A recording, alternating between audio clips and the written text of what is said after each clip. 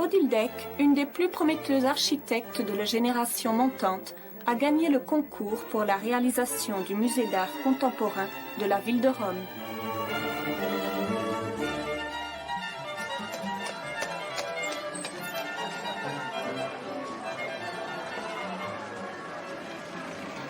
Rome, c'est une ville au bord de la mer. Donc rien que ça, c'est particulier. Parce que les capitales au bord de la mer, c'est toujours un grand plaisir. C'est une ville qui est à la fois ville, de l'urbain, très dense, très serré, et en même temps une échappée vers la mer. En gros, la mer c'est comme ça, et Rome est à, 30 km de la mer. 30 km c'est rien. Il y a le Tibre, qui est le fleuve de Rome, qui arrive des Apennins, qui arrive de la montagne, qui traverse la ville, et puis qui vient se jeter dans la mer. Là, je l'ai fait presque droit, mais il est très, très, très sinueux dans Rome, et c'est ça qui fait, comme je le dis toujours, qu'on a du mal à se repérer par un système d'axes, parce que le Tibre tourne tout le temps.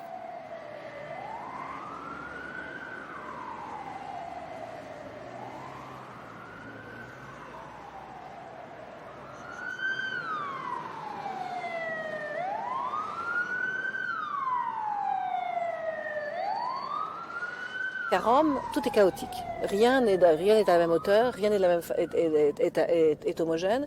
Les rues ne sont pas forcément droites, elles sont plutôt sinueuses. Il n'y a pas eu Haussmann qui est arrivé avec des grandes percées qui a tout remis au carré et à l'équerre. C'est vraiment une ville beaucoup plus chaotique. C'est ce qui qualifie la ville, c'est le mot de chaos. Là, on arrive au Tibre. Et le Tibre est un fleuve qu'on ne voit pas dans la ville parce qu'il est trop profond. C'est une eau un peu saumâtre qu'on voit dans le fond, un peu verte, et c'est trop profond pour qu'elle participe de la vie de la ville.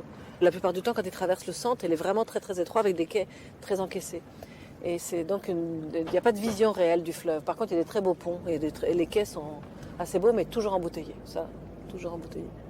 Ensuite, il y a ce qu'on apprend toujours dans les cours de géographie ou d'histoire quand on est petit, toutes les collines, les 7 collines qui sont autour de la ville. Et puis, il y a quand même une zone relativement plate entre les collines qui définit, dans un des méandres du Tibre, la partie basse, la partie de la ville ancienne, celle qu'on connaît, que moi j'appelle le centre-ville, le centre de Rome, mais qu'en fait, dont on ne sait pas vraiment si c'est le centre, parce que le centre, on pourrait dire qu'il y en a plusieurs.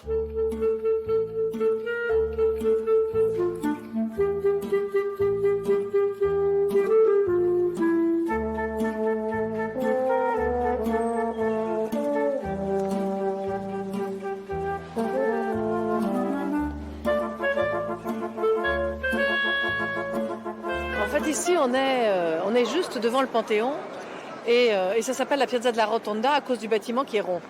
Parce que le Panthéon, c'est un temple romain, c'est le seul, voilà, on va parler un peu d'histoire, mais pas trop souvent parce que c'est pas mon truc, mais c'est le seul temple romain encore debout et qui soit resté. C'est une coupole d'environ 45 mètres de diamètre et qui atteint son sommet à exactement aussi 45 mètres de hauteur. C'est-à-dire que la hauteur entre le haut de la coupole, la verticalité des murs et le diamètre, le rapport entre les deux est absolument identique. Donc c'est un espace totalement rond, totalement englobant, totalement fermé, opaque, puisqu'il n'y a pas d'ouverture, sauf un tout petit disque tout en haut de la coupole qui met en relation directement ce vide, ce volume, directement vers le ciel.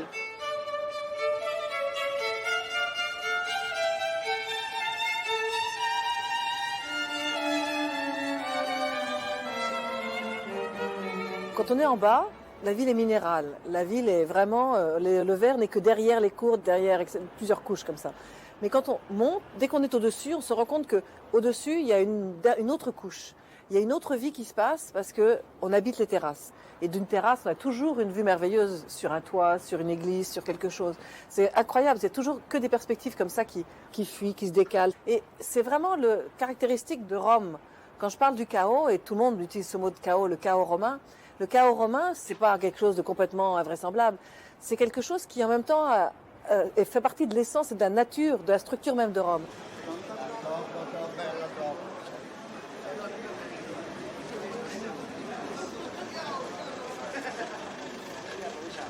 Piazza d'Espagne. C'est une place sur laquelle, quelle que soit l'heure du jour et de la nuit, peut-être entre 4h et 5h du matin, c'est le seul moment où il n'y a pas des gens assis sur les escaliers. C'est incroyable, quelle que soit l'année, quel que soit le temps, quelle que soit la saison, il y a toujours des gens assis sur les marches. Et en même temps, c'est l'endroit d'où débouche le quartier avec toutes les boutiques de luxe. C'est donc une espèce de contraste entre les deux, c'est assez intéressant. Mais c'est tout. Quittons la place d'Espagne en remontant vers le nord pour trouver la place di Popolo.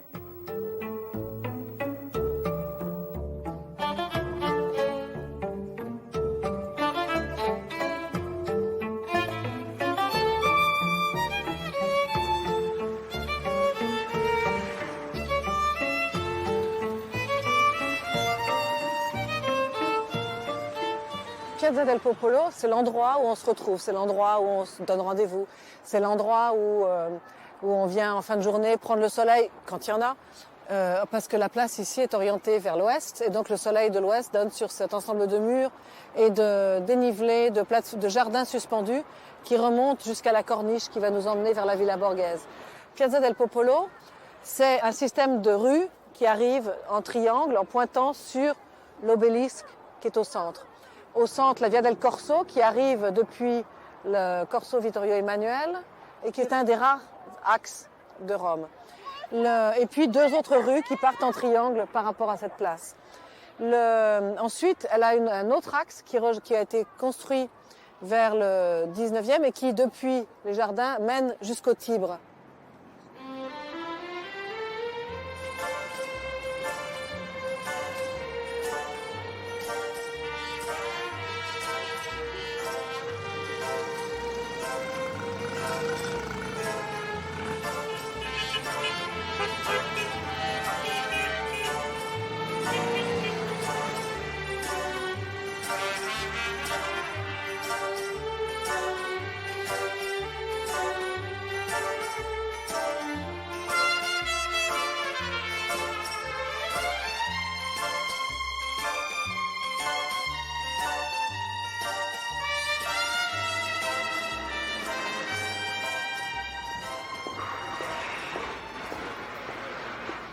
La Piazza Augustus Imperator.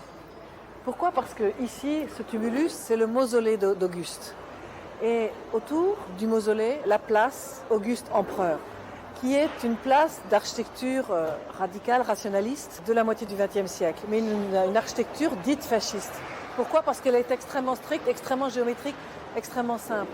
Et en même temps, c'est la période, c'est le dernier moment où à Rome, on a dans la ville, dans le centre, osé intervenir et faire des choses radicalement différentes. On a osé démolir, transformer, ne pas regarder trop ce qui se passait dans le sous-sol à ce moment-là. Sur cette place, maintenant, on trouve la confrontation de trois époques. On a le tumulus, le mausolée, l'histoire, Auguste, l'empereur. On a la moitié du XXe siècle avec cette architecture dite fasciste. Et on est en train de terminer la place aujourd'hui le long du Tibre avec le Museo della Pacis. C'est le musée construit par Richard Mayer en construction aujourd'hui. Si on veut parler de l'épaisseur maintenant de la ville de Rome, parce qu'en fait l'accumulation des couches, l'histoire, etc., ça fabrique de l'épaisseur, mais de l'épaisseur physique sur une ville. C'est-à-dire que si on imagine que la ville est au bord de la mer, on a le fleuve quelque part, pas très profond, et puis on a les berges. Et puis petit à petit, là-bas, on a les collines de la ville. Allez, c'est très illustré ce que je fais. Mais quand on construit la ville, ici, au fur et à mesure qu'on va transformer, que la ville va évoluer, on va démolir des choses. Et on va démolir des choses, on va construire de l'autre côté, et puis on va démolir. Et au démolir, on va remblayer. On va remblayer les terrains, on va recommencer, et on va reconstruire dessus. Donc petit à petit, on va fabriquer des couches et des couches qui aujourd'hui, de part et d'autre, reconstituent, donnent de l'épaisseur au sol de la ville. Et c'est pour ça que, par exemple, quand on est au bord du fleuve, si on regarde au bord du fleuve, on se rend compte que le fleuve est très encaissé, dans un lit relativement large. Et puis il y a les quais au bord, avec les voitures qui passent. Les immeubles d'aujourd'hui, ils sont là. En fait, globalement, on peut dire qu'au bord du fleuve, quand on regarde sur la Piazza Augusto Imperator, le mausolée d'Auguste, on descend par rapport à la place et on descend à peu près 5 mètres pour trouver l'endroit où était le bas du mausolée autrefois. Il y a 5 mètres à peu près de différence. Quand on va un peu plus loin sur la Piazza Argentina, on découvre qu'il y a à peu près 7-8 mètres. C'est-à-dire qu'enfin, on regarde une colonne, on regarde son soubassement et on se rend compte que la rue, elle est ici, aujourd'hui. Et donc, on a creusé et on découvre le pied de la colonne. Et là, il y a à peu près 6-7 mètres. Donc, tout ça, ça veut dire l'accumulation de l'histoire, l'accumulation des couches depuis avant même Jésus-Christ jusqu'à aujourd'hui. Et ça continue. Chaque fois qu'on démolit, on refabrique du remblai, on refabrique de l'épaisseur. Et petit à petit, en 2000 ans, ça a fabriqué parfois jusqu'à 12 mètres d'épaisseur. Quand il faut faire le métro à Rome, évidemment, le métro ne passe pas dans le centre, c'est pas possible. Parce que creuser le métro, ça voudrait dire passer au travers de toute une série de couches, d'une série d'archéologie. Et donc, c'est pas possible. Et en fait, ça, c'est le gros problème de la ville de Rome. C'est ce qui pèse à la fois sur les épaules, mais en même temps, c'est ce qui fait qu'on en a pour très, très longtemps. Puisque d'aucuns disent même qu'il y en a encore pour plus de 100 ans à faire des fouilles archéologiques à Rome, tellement il y a de matière, tellement il y a de sujets, tellement il y a de choses. Mais j'espère qu'on va quand même oser de temps en temps construire des choses dessus.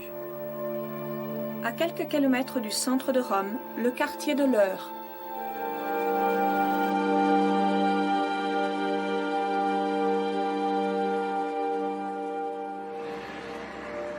L'Eur est une sorte de ville qui a été pensée au départ à l'occasion de l'exposition universelle que l'Italie voulait faire au début des années 40. Et donc ils ont, dans les années 30, à la suite d'un certain nombre de débats, décidé d'établir un plan directeur de l'expansion de la ville pour essayer de mieux organiser le développement de la ville de Rome. Ça n'a pas pu être réalisé pour cette exposition universelle de 1942 puisqu'il y avait la guerre. Mais ensuite, dans les années 50, ils ont décidé de la réaliser. Donc c'est toute une organisation très particulière, c'est une grille, c'est une croix, c'est un peu la même chose que le Decumanus romain avec les 2 grands axes. Donc chacun des axes qui se croisent sur un plan orthogonal aboutit à chaque fois à un monument et le monument est représentatif d'une pensée du moment en fait sur le devenir de l'homme, sur ce qu'il fallait d'une certaine façon exacerber.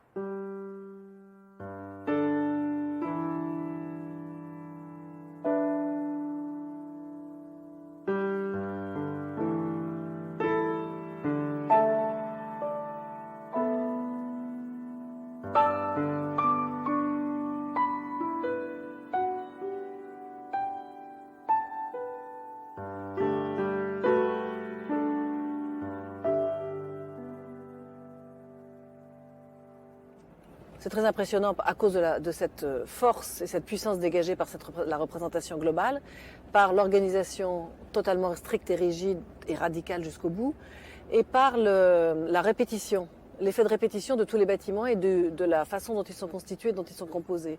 Ces effets d'arcade extrêmement hautes, une grande échelle, qui même si ça permet d'abriter la personne et la mettre à l'ombre lorsqu'on se promène au soleil, ça donne quand même toujours à chaque fois quelque chose qui domine, quelque chose qui est plus fort et qui est plus puissant que l'homme qui est là au ras du sol. Tout ça c'est important pour magnifier le pouvoir, pour représenter, c'est une représentation d'une pensée, d'une époque et d'une vision de l'homme. Je ne suis pas sûre que ce soit celle d'aujourd'hui.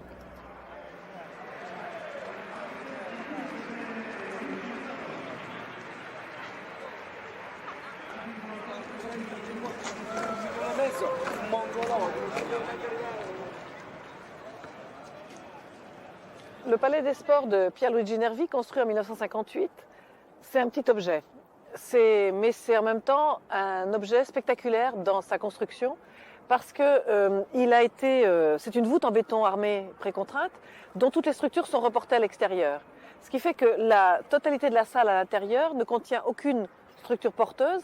Donc l'espace d'activité, l'espace d'évolution et les spectateurs sont complètement tenus l'un à l'autre à l'intérieur de l'espace.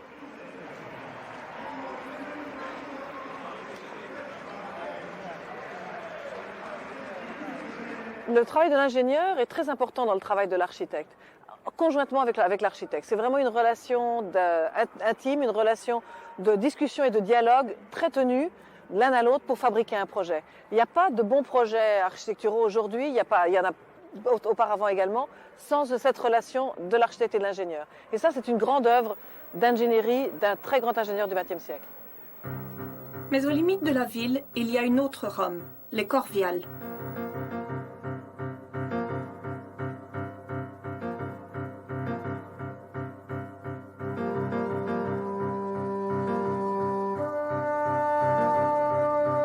La barre du Corvialet qui fait 1 kilomètre de long, construite à l'ouest, mais vraiment en limite de la ville, au moment où la ville s'arrête et où commencent les champs et la campagne, qui héritait des projets utopiques, si on peut dire, dérivés des théories de Le Corbusier, des architectes modernistes d'avant-guerre, est un peu la référence ultime ou extrême de ce jusqu'où on peut aller pour mettre des gens ensemble.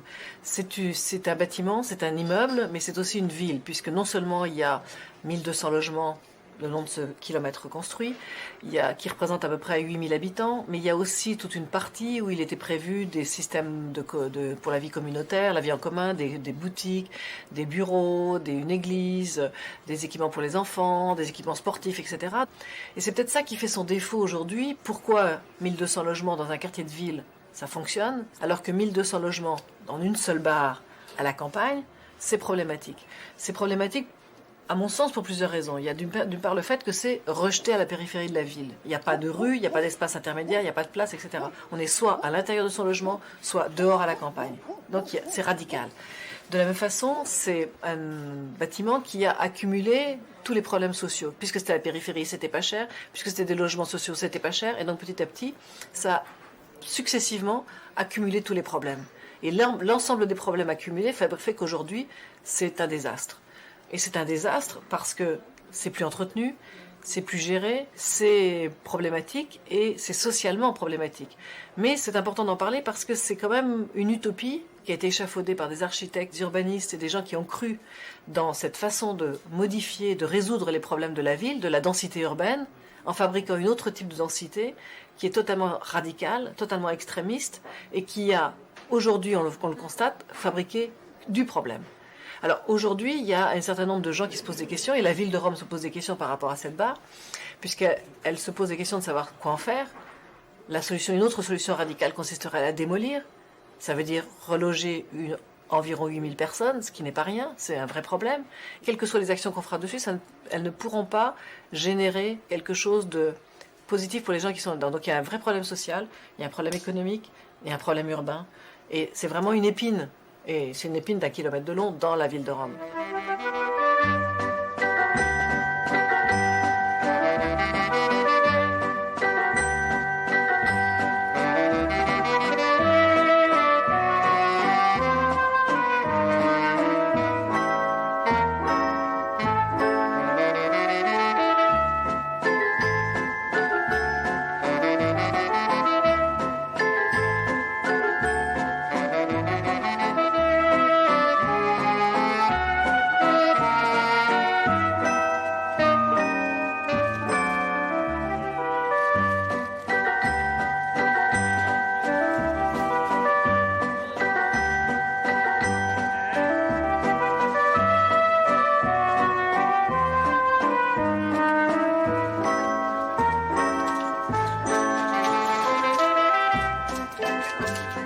Il ne faut pas croire que l'architecte se nourrit uniquement de nourriture architecturale. On se nourrit aussi de la vie de tous les jours, on se nourrit du monde, de l'environnement, on se nourrit de tout ce qui se passe autour de nous. Et la nourriture en fait partie. Donc tout ça, ça fait partie de la façon dont on est nourri pour, après ça, retraduire ça dans une qualité de vie, dans une qualité d'espace, dans une qualité d'environnement, etc. Donc je crois que c'est important. Ça paraît anecdotique, ça paraît touristique, mais c'est vraiment important.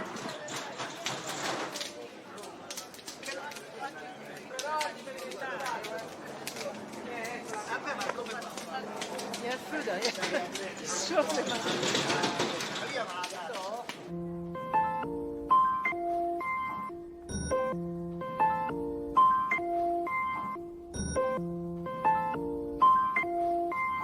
On est à Rome et on a toujours tendance à penser qu'on va parler des monuments, qu'on va parler de l'archéologie, qu'on va parler de l'histoire. Et justement, j'ai choisi de ne pas trop en parler parce que on connaît tous la ville éternelle, toute l'histoire, on a tous appris ça quand on était petits à l'école. Mais c'est aussi une ville contemporaine, c'est une ville qui vit aujourd'hui. Et C'est intéressant d'être ici dans cet hôtel parce que cet hôtel qui a été ouvert il y a à peu près 2 ans, c'est le nouveau témoignage. C'est le premier bâtiment construit dans le centre qui présente une architecture franchement contemporaine, qui cherche à nouveau, pas forcément nécessairement à copier, à singer l'architecture historique, mais en même temps qui s'inscrit parfaitement. Ça s'inscrit parfaitement parce qu'ici le contexte est plutôt un contexte de lignes et d'horizontalité. Dans le centre, c'est le chaos. C'est la lumière qui danse, c'est des choses comme ça. Ici, si on regarde autour de nous, c'est une architecture de la fin du 19e, début 20e. C'est une architecture beaucoup plus classique, beaucoup plus presque haussmannienne, on pourrait dire, si on veut faire référence à Paris. Donc avec des lignes, avec des hauteurs de gabarit homogènes, avec des lignes, un plafond parfaitement régulier. Et donc cet hôtel, avec ses grandes lignes horizontales, s'inscrit parfaitement dans cet environnement de la gare, du quartier. Et en même temps, il est franchement contemporain.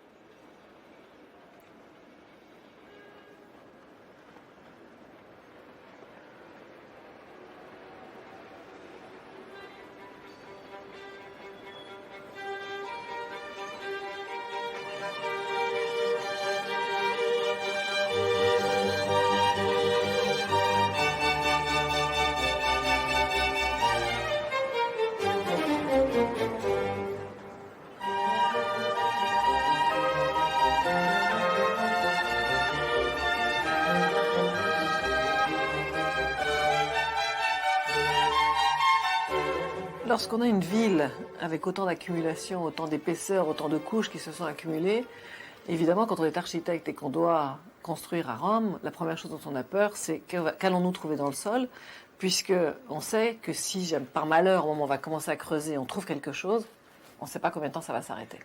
Puisqu'il va falloir trouver, creuser, découper, etc. Et qu'immédiatement, tous les archéologues, évidemment, sont là à l'affût au bord du trou pour regarder ce qu'on trouve. Alors moi, par chance, sur mon musée, quand on a creusé, puis on a fait 60 sondages dans le terrain, qui n'est quand même pas si grand que ça. Et la seule chose qu'on a trouvée, on était dans du Remblai comme dans tout ce quartier-là, et la seule chose qu'on a trouvée, c'est une pièce de Néron, donc c'était pas trop risqué. Et surtout parce que, effectivement, c'est un terrain qui est un peu à la périphérie de la ville romaine antique, qui était plus du côté du Tibre, et que moi je suis plutôt dans les terrains des anciennes villas romaines à la campagne. Donc j'avais une chance sur 2 de tomber sur une villa ou de tomber à côté. Si je tombais à côté, et c'est ce qui m'est arrivé, c'est tout bénéfice pour la rapidité de construction du projet.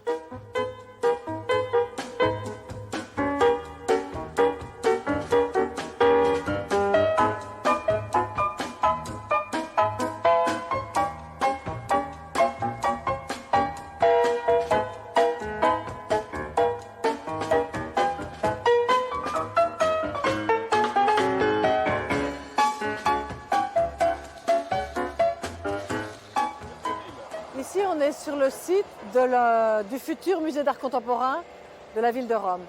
C'est-à-dire que là où nous sommes aujourd'hui, le sol n'existera plus puisqu'on va être 4,50 m plus bas et on sera dans le foyer. Là, à peu près où je me situe, je serai à peu près devant la billetterie où je pourrai acheter mes billets. À peu près là.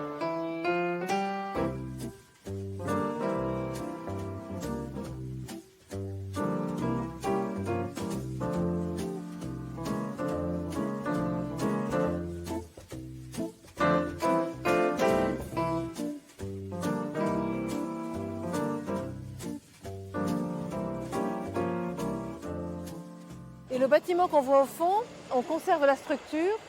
Toute la partie haute, ça va devenir le restaurant. Et toute la couverture, c'est le toit du musée qui couvre l'intégralité de ce terrain. Et toute cette couverture, ça va être traité exactement comme une place publique en hauteur. Et au milieu de la terrasse, il y a un grand volume de verre qui fait 400 mètres carrés, qui est incliné, sur lequel il y a de l'eau qui va couler, c'est la fontaine. Et comme c'est un volume de verre, la fontaine va exister donc sur la place au-dessus, mais en dessous, quand on sera dans le foyer ici, on verra aussi la fontaine et l'eau couler d'en dessous. Et tout ça, ça va devenir un grand lieu d'exposition d'art contemporain.